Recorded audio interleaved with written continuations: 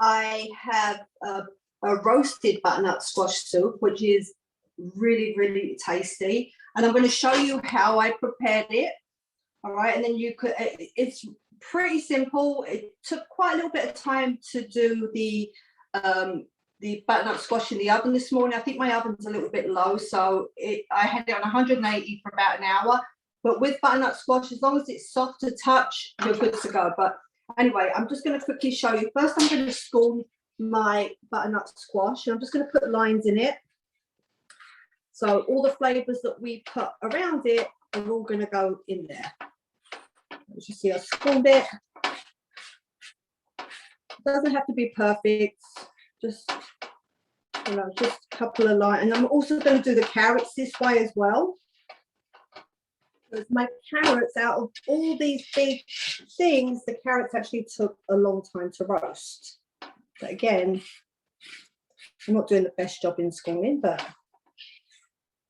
okay. So there's your butternut squash. Right, I'm going to put an onion in that one.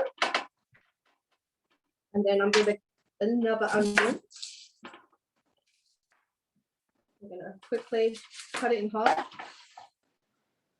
We're going to put half and half because these are a little bit, this one's really big, so I'll put a big one. And then these are a little bit smaller. I'm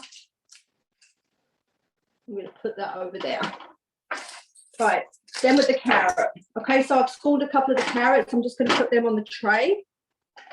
And then I scrubbed all my veggies this morning, make sure everything's clean. Just going to give that a little bit of a scald because it did take a long time.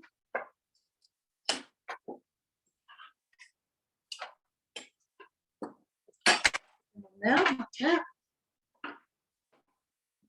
One more. Right, okay. So then we're going to add some fresh thyme. Okay. And this is all going to go in the oven. I would use a high oven, 385. Don't need to peel the garlic. We're just going to chop the heads off. Put that in.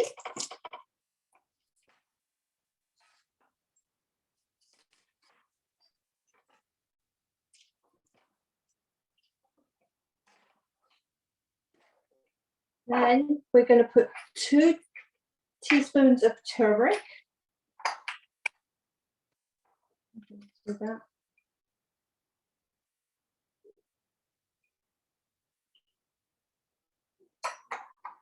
I'm going to use a spoon and a half because these are a little bit smaller than the one I used earlier. And then we're going to use smoked paprika. I'm going to put that over there. Sprinkle it all over.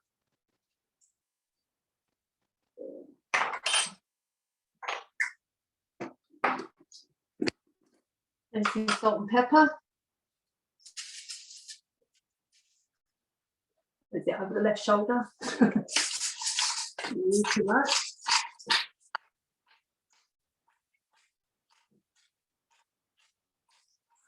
We've got nice colourful.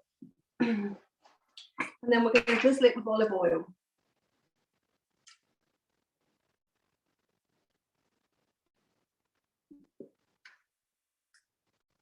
A bacon olive oil. Then that will go in your oven. This is what it looks like when it comes out of the oven. Okay, we have your onion, your garlic, and we're going to put it in a blender. I add a little bit of veggie broth to this. We're going to put all this good stuff in the blender. I'm not actually going to blend. As you see, it's nice and soft. It comes out really easy. Make sure we don't get the skin. Okay. We're going to put the carrot. This is a soup that I made earlier this morning that I used some of the ingredients, but I saved some bits so I could show you what I do. So you see how easy the roasted garlic just pops out. Just pop out the roasted garlic. And then we're going to blend that. Okay. So once we blend your soup with a little bit of the broth, you want to use a little bit more broth to make it a little less thick, you can. But this is how it comes out after it's blended. You have a really nice, I have a nice consistency. This is the consistency I like. If you want it a little bit looser, you can absolutely do it. In this particular recipe, it says that you could add cream. Me personally, I don't think that you need cream. You can add like a dollop of Greek yogurt. Okay. And finally, this is how it comes out. So today, the roasted butternut squash soup, I did a spinach salad with mandarin oranges and a ginger tea with lemon and honey.